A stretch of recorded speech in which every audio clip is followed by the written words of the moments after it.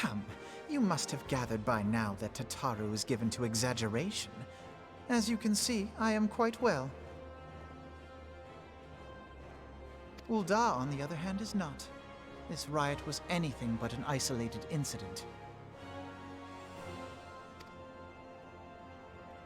There is a restlessness in the air. Tensions long simmering are at last threatening to boil over.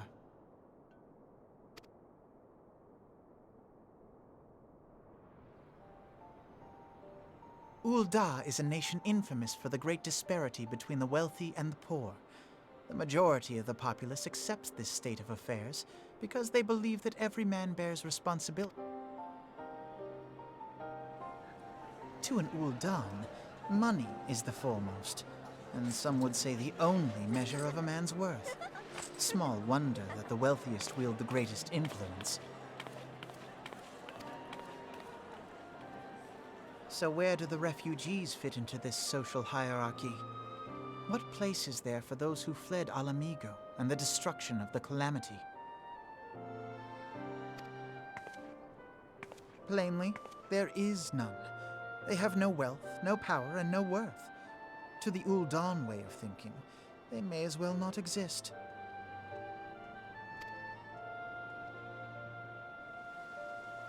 Choosing to ignore their existence, however, is patently not an option.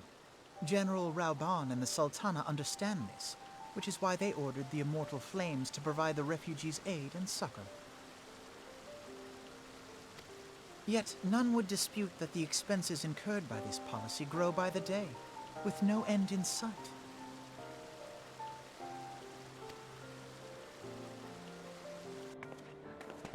This has prompted more and more Ul'dahs to question their obligation to aid these worthless wanderers. While more and more refugees have come to resent their treatment at the hands of the sneering citizenry.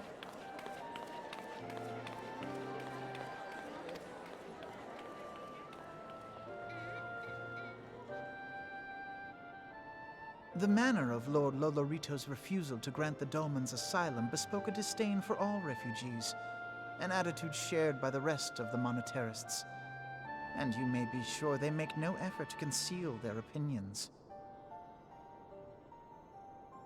It was only a matter of time before the refugees united in protest, nor is it any surprise that some among them would ultimately resort to violence.